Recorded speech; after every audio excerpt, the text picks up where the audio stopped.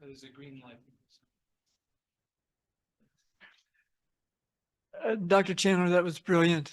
And we greatly appreciate seeing this big vision. And it's obvious that there is a lot here.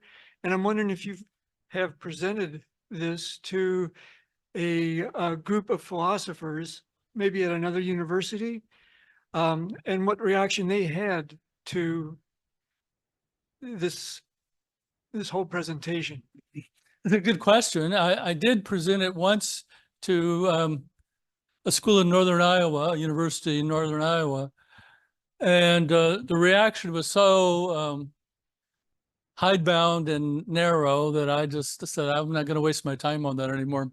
And so I'm going to write it up in such a way and make it coherent enough and get it published, hopefully through some big university press. And then people will be able to see the evidence for it as a whole.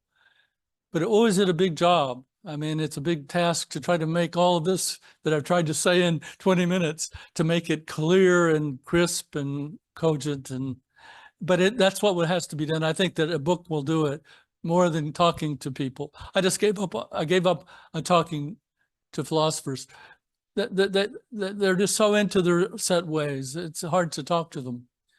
But you can present the arguments and present the evidence. And I think that eventually that will, you have to know what their thinking is. You have to know that they don't believe it's possible to know anything by closing your eyes and settling the mind. I mean, what can you possibly know by closing your eyes? Well, you have to understand you're settling all the activity that hides that underlying consciousness that's not in time and space. And it's the foundation of space and time. And that Maharishi has shown how it gives rise to space and time through contracting to its point and expanding to infinity.